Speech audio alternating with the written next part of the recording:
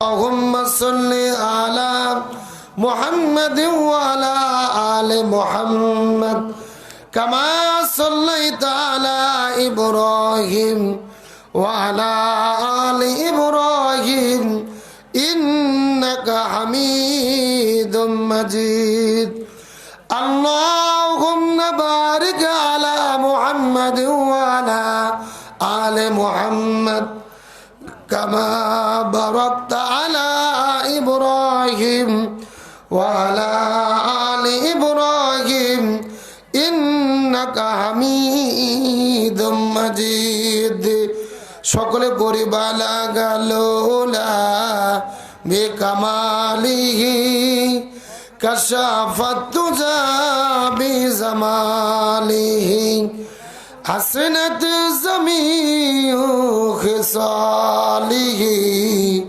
সাল্লু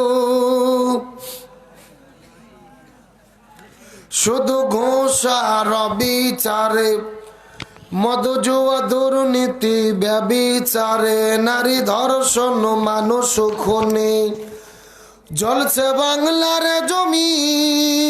জমিন বিদায়ী হতে চলছেন নবীজির রক্তে মাখা দিন রেডিও আর টেলিভিশন ফেসবুক ইন্টারনেট আর মোবাইল ফোন কেড়ে নিল সব মানুষের মন খোদার কালাম লাঞ্ছিত হয়ে কাঁদছে রাতে দিন বিদায়ী হতে চলছেন নবীজির রক্তে মাখা দিন তবে মানুষ তুমি মনে রেখো একদিন তোমার সোনার দেহ রবে না রে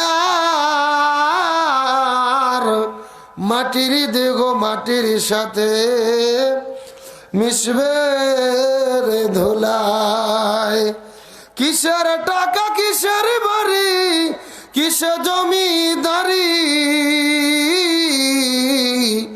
সঙ্গে তোমার কেউ যাবে না পুরুষ কিংবা নারী বটবৃক্ষে কুনুষে মহল কে দিল রে লতার গাছে কদু মৌমাছিরা কারো হুকুমি মৌচাকে দেয় মধু শিমুল গাছে কে দিল রে নরম নরম তুলা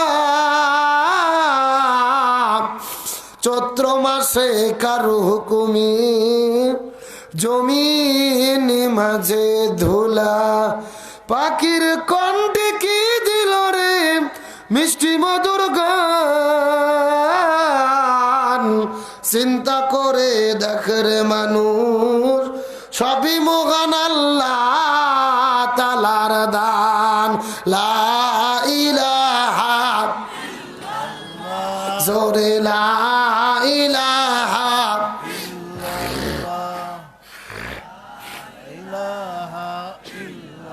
আপনারা সকলে থামেন আপনারা সবাই ঘুমন্ত না জাগ্রত আরো জোরে বলেন আরে ভাই আমাদের এলাকাতে দুইটা মহিলা মানুষ ঝগড়া করলে আর চাইতে সাউন্ড বেশি হয় কথা কি বুঝতে পেরেছেন তো আপনাদের শক্তি কি মহিলা মানুষের চেয়েও কমে গেছে নাকি শীতের কারণে শীতকে লাগছেন সবাই চিৎকার করে বলেন তো দেখি জিকির করলে লাভ না ক্ষতি কম না বেশি কেমন লাভ জানাবে মোহাম্মদ রাসূলুল্লাহ সকলে পড়ি সাল্লাল্লাহু রাসূল বলেছেন বুখারী শরীফের হাদিসের ভেতরে কোন ব্যক্তি যদি কোরআন শোনার জন্য কোন মাহফিলে বসে যায় এবং কোরআনের আলোচনা চলতে চলতে সুবহানাল্লাহ আলহামদুলিল্লাহ আল্লাহু আকবার এই তাসবিহগুলো পড়তে থাকে আল্লাহ তাআলার সমস্ত ব্যক্তিদের আমলে নামায় আসমান থেকে জমিন পর্যন্ত যতটুকু ফাঁকা জায়গা আছে পুরো জায়গাকে সওয়াবে ভরপুর করে তাদের আমল নামার ভেতরে লিখে দেয় আর একটু জোরে বলেন তাহলে বলেন তো দেখি সওয়াব কম না বেশি তাহলে জিকির আস্তে করব না জোরে করব সুতরাং সবার কণ্ঠকে ছেড়ে দিয়ে আকাশ বাতাস পদধ্বনিত করে একসঙ্গে আল্লাহর জিকির করব ইনশাআল্লাহ। এবং আমার সামনে আপনারা যেই কয়েকজন লোক বসে আছেন, যতগুলো লোক আছেন, আমি অনুরোধ করে বলবো, এই যে আমি এখানে আছি, আমার কাছ থেকে আপনাদের দূরত্ব বহু দূরে। যত ফাঁকা তত ভালোবাসা কম, যত কাছাকাছি তত মোহাব্বত। ভলেন্টিয়ার ছেলেদেরকে বলবো, তোমরা পেছন থেকে কিছু খেয়ার নিয়ে এসে সামনে পারে দাও তো দেখি, লোকগুলো সামনে চাপে নেওয়া লাগবে। এত দূরত্ব থেকে ওয়াজ হয় নাকি? আর আমি একটু আপনাদেরকে কষ্ট দিতে চাই, রাগ করবেন? মন খারাপ করবেন? এই সামনে খেয়ার দেওয়ার পরে যেই কয়জন লোক আছেন সবাই একটু আমার কাছে এসে বসবেন। পুরো প্যান্ডেল ফাঁকা থাক, আমার কোনো আপত্তি নেই। যেই কয়জন লোক আছেন আমার কাছে আসবেন, পারবেন তো ইনশাল্লাহ? এই ছেলেবেলে খেয়ার নিয়ে আসো দ্রুত দেখি। কোথায় কোথায় গেল? সবাই সামনের দিকে জমে জমে চলে আসেন আর একসাথে জিকির করেন লা ইলাহা, জোরে লা ইলাহা, সুবহানাল্লাহ ওয়ালহামদুলিল্লাহ, লা ইলাহা, জোরে লা ইলাহা, লা ইলাহা ইল্লাল্লাহু, বলো রে মুমিনগণ, লা ইলাহা ইল্লাল্লাহু, বলো রে মুমিনগণ। এই কালেমার জন্যে নবীজি সহিলেন কত জালাতন, লা ইলাহা ইল্লাল্লাহু, বলো রে মুমিনগণ, লা ইলাহা, জোরে লা ইলাহা। এই বাম পাশের ছেলেবেলে সামনে আসো দেখি, এই মাঝখানে ফাঁকা মিল করে দিকে আসো, সবাই জমে আসো। ডান দিক থেকে ছেলেবেলে ভেতরে ঢুকে পড়ো একসঙ্গে, লা ইলাহা, সাদ সূরু যার গ্রহ তারা, আল্লাহ নামের পাগল পারা, সাদ সূরু যার গ্রহ তারা, আল্লাহ নামের পাগল পারা। আমার আল্লাহ নামে এতই দয়া, আল্লাহ নামের এতই মায়া, লুকিয়ে রেখেছেন হে আল্লাহ, লা ইলাহা, জোরে লা ইলাহা, একসাথে লা ইলাহা। আচ্ছা, এই মাঝখানে ফাঁকা রাখলেন কেন? এই চাচা, এই ফাঁকার মধ্যে কি করোনা ঢুকছে নাকি? আসেন তো সবাই একটু সামনের জায়গা মিল করেন তো দেখি। এই ভলেন্টিয়ার ছেলে পেলে তোমরা ভেতরে বসে পড়ো, অনেক দায়িত্ব পালন করছে, এখন বসো। জোরে লা ইলাহা, একসাথে লা ইলাহা, লা ইলাহা ইল্লাল্লাহু মুহাম্মাদুর রাসূলুল্লাহ সাল্লাল্লাহু আলাইহি ওয়াসাল্লাম। তুমি আসমানে থাকো প্রভু, আমি জমিনে, তবু তোমারি প্রেম জমে হৃদয় গহীনে। আমি তোমারি গোলাম গো, অন্য কারুনা, আলিমুল গায়ব তুমি, মালিক রব্বানা। আল্লাহু আল্লাহু আল্লাহু আল্লাহ, আল্লাহু আল্লাহু আল্লাহু আল্লাহ। চিৎকার করে বলেন, আমরা কার গোলাম? আরো জোরে বলেন। ওই আল্লাহর নাম বললে কি কষ্ট হবে? সবাই রাজি আছেন তো ইনশাল্লাহ? আমি সর্বমোট আল্লাহর নাম বলেছি 8 বার। জোরে বলেন কয়বার? প্রথমে 4 বার, তারপরে আবারও 4 বার।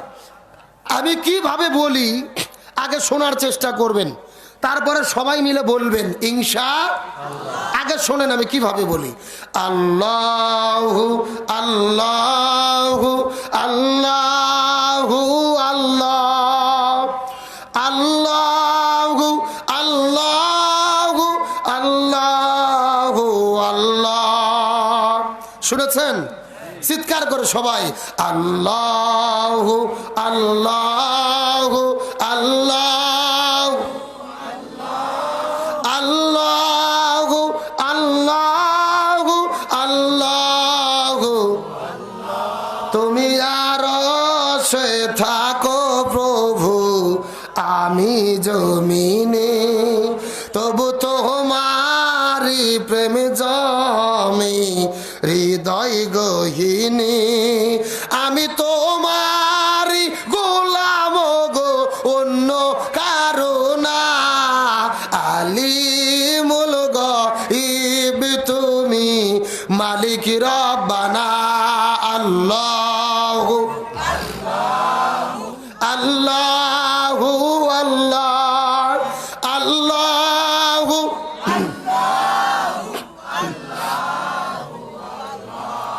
তোমারি রহম ছাড়া বাঁচা বড় দায়। প্রতিদিনে প্রতিক্ষণে জড়িয়ে রাখো গো আমায়। তোমারি রহম ছাড়া বাঁচা বড় দায়। প্রতিদিনে প্রতিক্ষণে জড়িয়ে রাখো গো আমায়।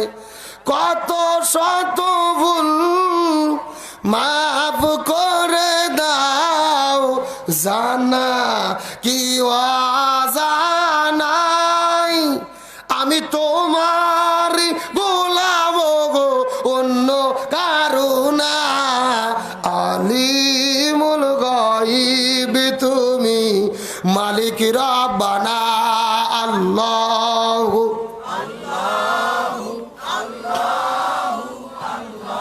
আল্লাহু আল্লাহু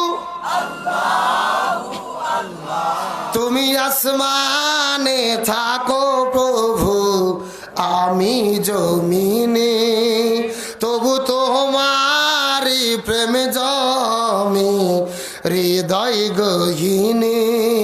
আমরা তোমারি গোলাম গো, অন্য কারো না। আলিমুল গায়ব তুমি, মালিক রব্বানা। আল্লাহু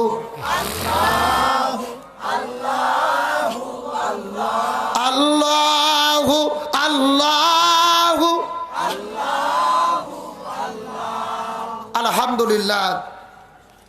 পৃথিবীর মানচিত্রে প্রায় 2 শতাধিক স্বাধীন দেশের মধ্যে মুসলিম সংখ্যা গরিষ্ঠ দ্বিতীয় বৃহত্তম বাংলাদেশের ঐতিহ্যবাহী বগুড়া জেলার অন্তর্গত সোনাতলা থানায় সুজাইদপুর দক্ষিণপাড়া যুব সমাজের উদ্যোগে আয়োজিত কবরস্থানের উন্নতি কল্পে বিশাল এক ওয়াজ মাহফিল।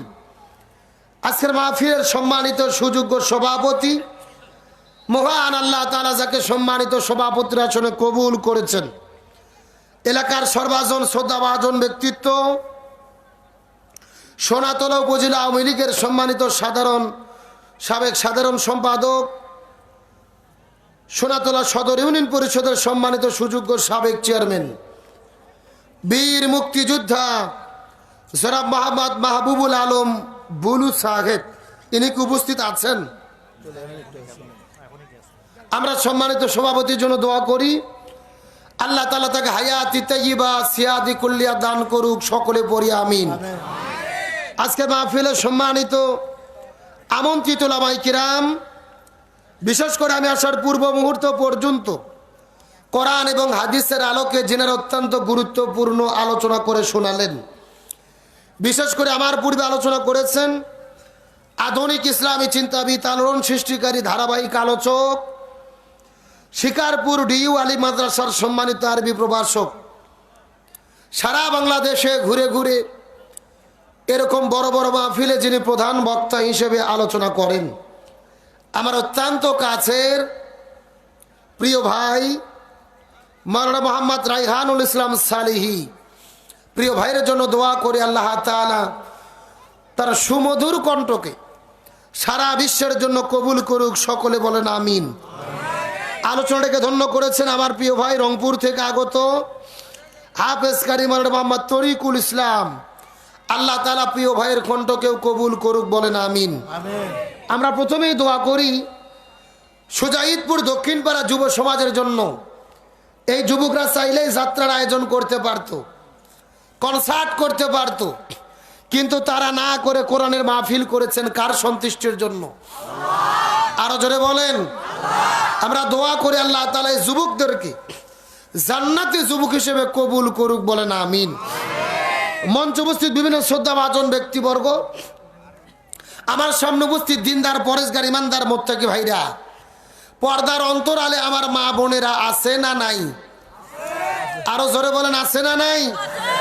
শুধু কি আছে? আমি শুনলাম আপনাদের চাইতে কয়েক গুণ বড় জায়গায় দেওয়া যাচ্ছে না। মা বোনদের উপস্থিতি মাহফিলে বেশি লক্ষণ ভালো না খারাপ? অবশ্যই ভালো। তবে বর্তমানে বাংলাদেশের যে পরিবেশ চলতেছে, বগুড়া জেলার মা বোনেরা কোরআনের মাহফিলেও যায় বেশি, আবার স্টার জলসাও দেখে বেশি। আরো জোরে বলেন। এখন বলেন তো দুইটা কি একসাথে করা যাবে?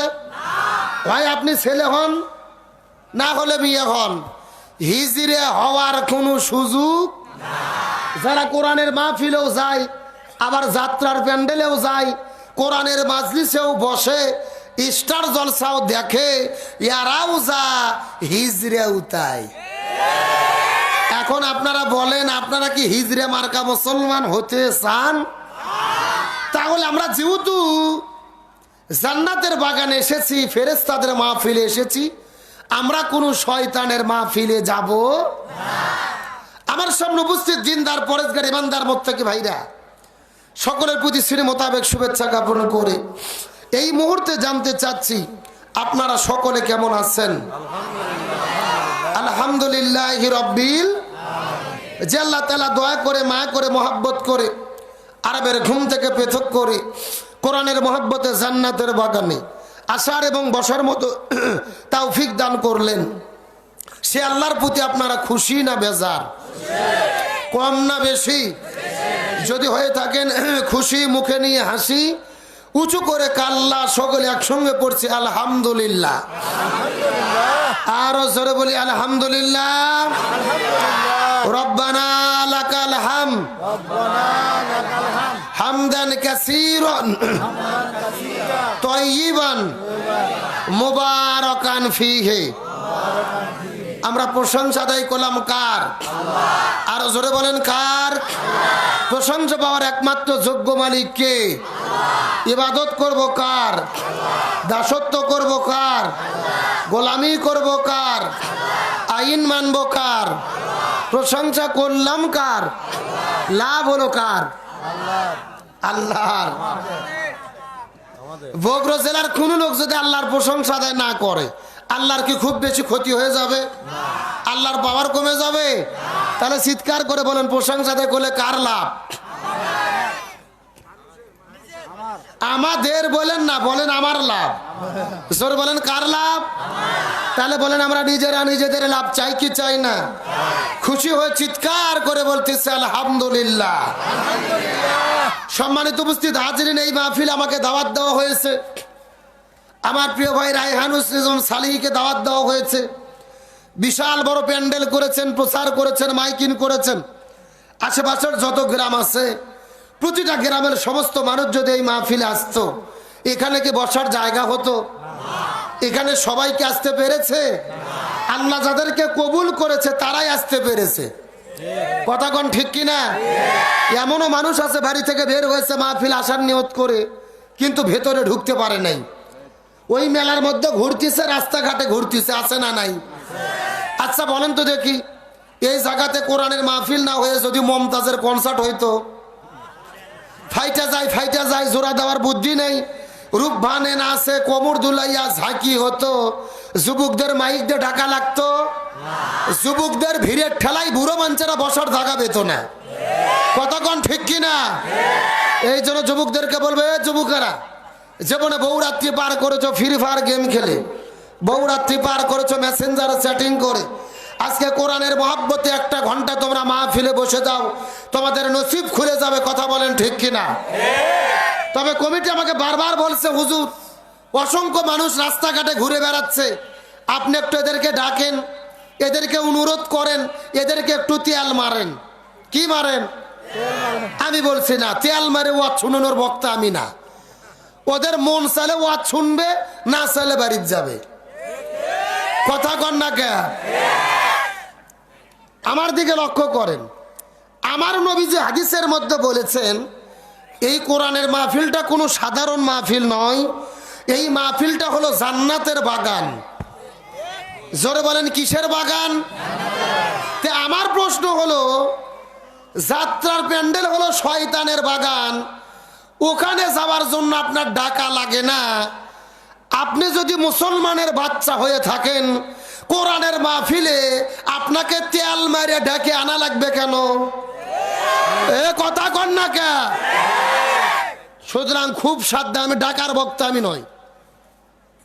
আপনারা কি তরমুজ চেনেন? তরমুজ কথা না বললে তো আজ হবে না রে ভাই। আমার দিকে তাকাল, যেই লোকগুলো বাইরে বসে দাঁড়িয়ে আছে না, চা খাচ্ছে, এরা কিন্তু খুব সেনা শ্রোতা, খুবই সেনা। আমি যতই ডাকি ওরা তাও সরবে না। ওরা ধান্দাত আছে, ওয়াজ যদি সাটে তাহলে ভেতরে যাব, আর যদি না সাটে বাড়ির দিকে ব্যাক করব। এখন আমি আব্দুল সালাম যুক্তিবাদী তো দূরের কথা, কাবা শরীফের ইমামও যদি আসে এদেরকে মাইক দিয়ে ডাক দেয়, ওরা কিন্তু তাও আসবে না। ওরা আসলে সাটার ধান্দাত। তে আমি খামাকা 5 মিনিট ওদেরকে ডাকে তেল মেরে টাইম ফুরবো কেন? আমি 5 মিনিট ওয়াজ ছাটাবো, ভালো লাগলে ওরা এমনি আসবে। এ কথা কন না কে? ডাকাডাকি করার কোনো সুযোগ? তাহলে আপনারা একটু কথা বলেন, আপনারা কি তরমুজ চেনেন? কথা না বললে কিন্তু ওয়াজ হবে না ভাই। আমি অন্য ধরনের বক্তা, আমি ওয়াজ করবো আর আপনারা ঘুম পারবেন এর সুযোগ নেই। আমি যতক্ষণ ওয়াজ করব, আমার সঙ্গে আপনাদেরও ওয়াজ করা লাগবে। পারবেন তো ইনশাল্লাহ? তাহলে চিৎকার করে বলেন, তরমুজ চেনেন? আপনাকে তরমুজের ভেতরে লাল খান না বাইরে সবুজ ঝুল্লি খান? ভেতরে লাল খান। তার কারণ হলো মোজাকার ভেতরে, ভেতরে লালের ভেতরে। ওই যে বাইরে মেলার মধ্যে যারা ঘুরতেছে, রাস্তাঘাটে ঘুরতেছে, এরা হলো তরমুজের ঝুল্লি খাওয়া পার্টি। আরো জোরে কোন? আরে ভাই, মজা বুঝতে গেলে ভেতরে ঢোকা লাগবে, ওই বাহিরে থাকে মজা। আমরা দোয়া করি আল্লাহদের আসার এবং বসার তৌফিক দিক। বলেন আমিন। আরো জোরে বলেন আমিন। তাহলে চিৎকার করে বলেন, আমরা কিসের আলোচনা শুনতে এসেছি? পেছনের ভাইরা মুখই খুলতে চাচ্ছে না, ওরা ভাবছে আমাদের কোনো ডিউটি নেই, যারা সামনে বসছে ওরাই পালন করুক। এ সবাই বলেন তো কিসের মাহফিলে এসেছি? কিন্তু বর্তমানে বাংলাদেশের যে পরিবেশ চলতেছে, এমন কিছু লোক আমাদের বাংলাদেশে বের হয়েছে যারা সব সহ্য করতে পারে, কিন্তু আল্লাহর কোরআনকে সহ্য করতে পারে না। আরো জোরে বলতে হবে। আর আমরা যারা বর্তমানে বাংলাদেশে বক্তা, এই বক্তাগুলো আসি বড় মুসিবতে, আসি বড় মুসিবত, বোঝেন না? বিপদ, বিপদ। যেখানে যাই, যাওয়ার পরে কান পড়া শুরু হয়, কান পড়া। জোরে বলেন, কি পড়া? একজন এদিক থেকে আসে বলে, হুজুর রাজনীতির কোনো বক্তব্য দিবেন না। আবার আর একজন এদিক থেকে আসে বলে, হুজুর কোনো দলের বিরুদ্ধে কোনো কথা বলবেন না।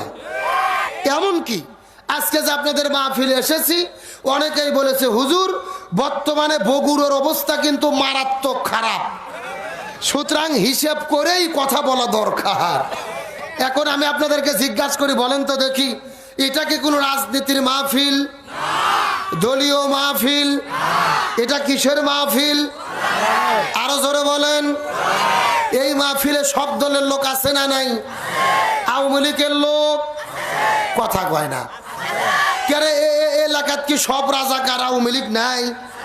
তাহলে জোরে বলেন, আওয়ামী লীগের লোক, বিএনপির লোক, 2-4টা যুদ্ধ অপরাধী জামাতির লোক, চরমনাইয়ের মুরিদ, তাবলীগ, হেফাজত, এখন সব দলের লোক যেই মাহফিলে আছে, ওই মাহফিলে যদি আমি দলীয় বক্তব্য দেই, আমাকে আপনারা যেতে দেবেন? এখন আমি যদি আওয়ামী লীগের বিরুদ্ধে ওয়াজ করি, আওয়ামী লীগের এক ভাই যদি ডান পাশ থেকে আসে আমাকে জোরে একটা ঘুতো মারে, আবার যদি বিএনপির বিরুদ্ধে ওয়াজ করি, বিএনপির আর এক ভাই যদি এই পাশ থেকে আসে আর এক ঘুতো মারে, আমি ছোট বক্তা ঘুতি করতে কুপকাত। কথা কোন ঠিক কিনা? সুতরাং কোরআনের মাহফিলে দলীয় রাজনীতির কোনো বক্তব্য হবে না।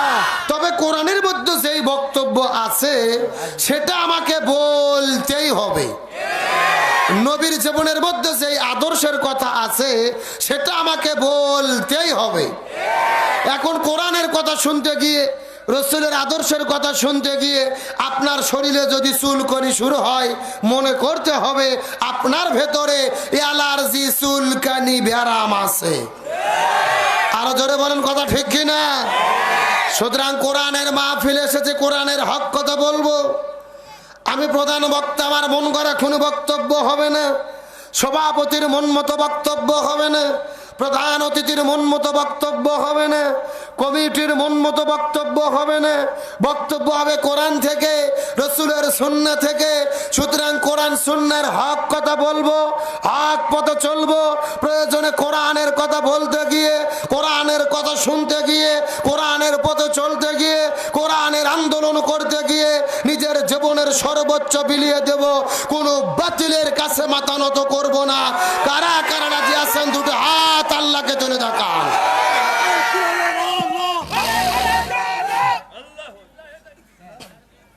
প্রথম চান্সে ফেল, আপনারা পাস করতে পারেননি, ফেল করলেন। এই হাজার হাজার মানুষ, একটা লোক তাকবীর দেওয়ার সাহস পেলেন না। তাকবীর দিতে কি আপনাদের ভয় লাগে? কেরে কোরআনের মাহফিল আল্লাহর তাকবীর হবে না? তে হরে কৃষ্ণ হরে স্লোগান হবে? তাকবীর কি কোনো ব্যক্তির, কোনো দলের, কোনো নেতার? তাকবীর কার? আরো জোরে বলেন।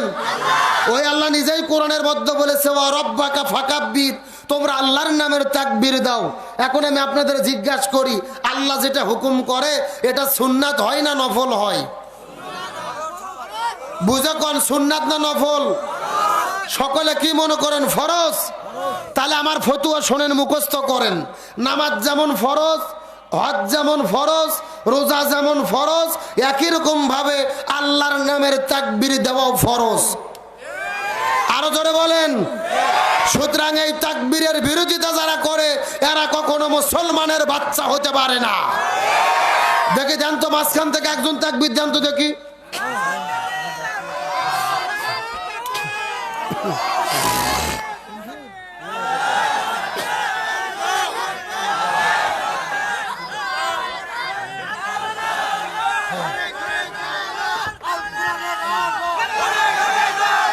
থামেন, কে কোথায় থেকে কি বলতেছে তার কোনো হিসাব নেই। আপনি তাকবীর দিতে পারেন না? দেখে দেন তো দেখি।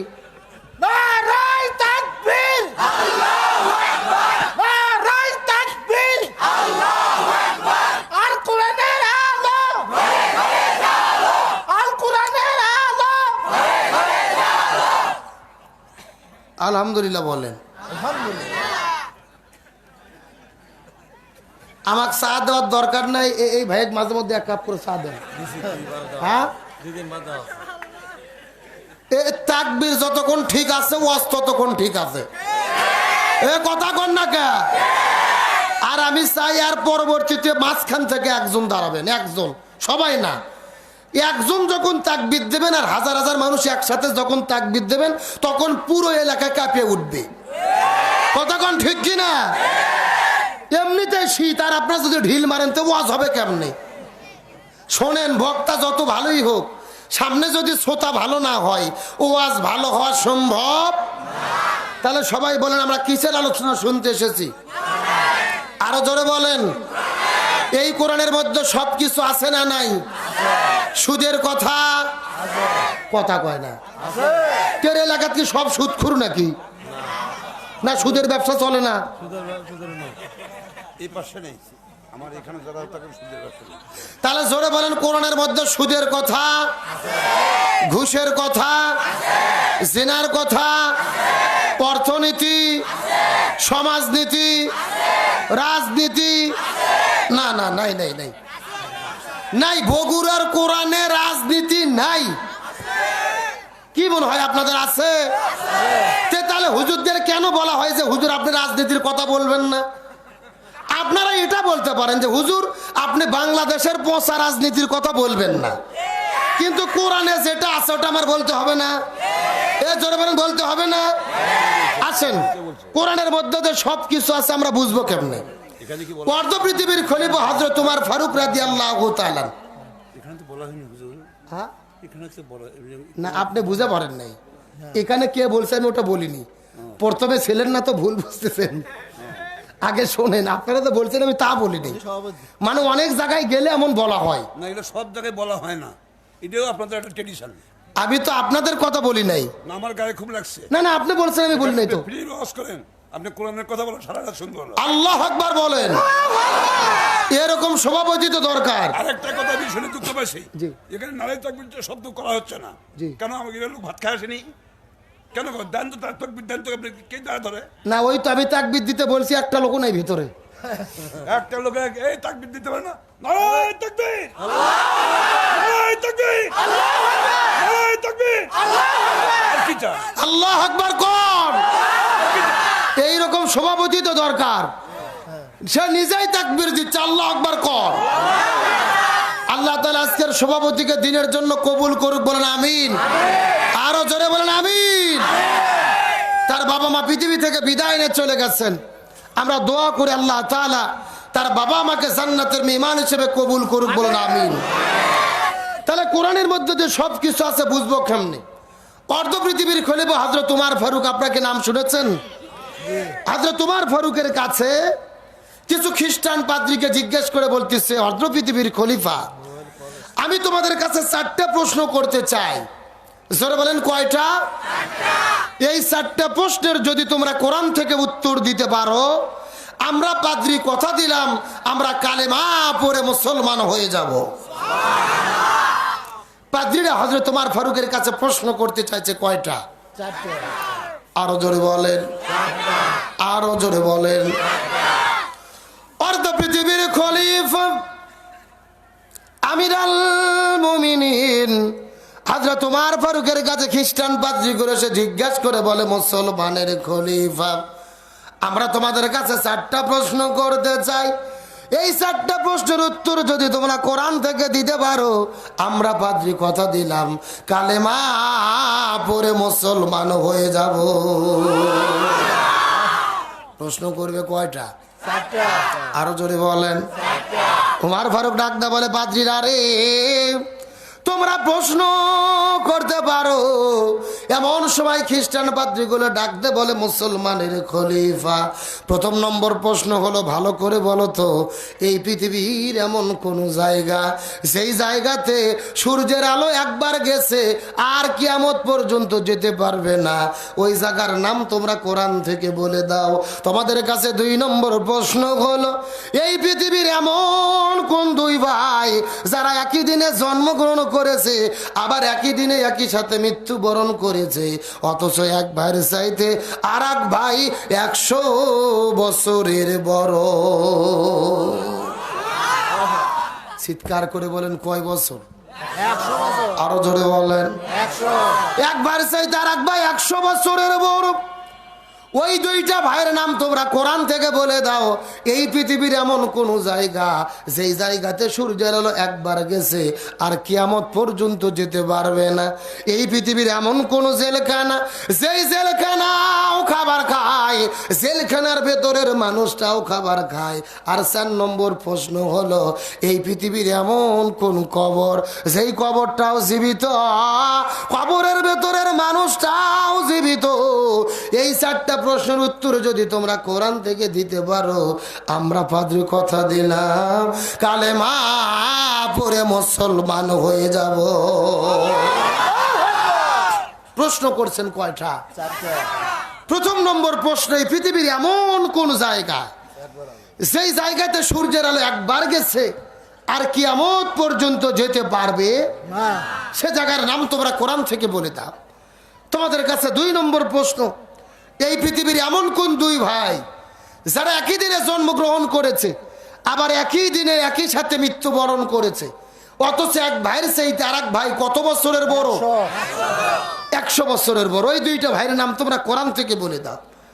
তোমাদের কাছে 3 নম্বর প্রশ্ন, এই পৃথিবীর এমন কোন জেলখানা সেই জেলখানাও খাবার খায়, জেলখানার ভেতরের মানুষটাও খাবার খায়?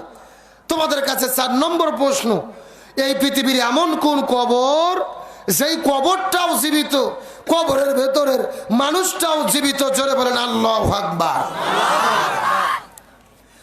আর তো পৃথিবীর খলিফা হযরত ওমর ফারুক রাদিয়াল্লাহু তাআলা এই 4টা প্রশ্ন শোনার পরে হযরত আলীর কাছে চলে গেলেন। আলীর কাছে যাওয়ার পরে ডাকতে বলে, আলী রে, নবীজি পৃথিবী থেকে বিদায় নিয়ে চলে গেছেন, কিন্তু আমার নবীজি বলেছেন আনা মাদিনাতুল ইলমি ওয়া আলিউ বাবুহা, আমি যদি মদিনার জ্ঞানের শহর হই, হযরতে আলী হলো তার দরজা।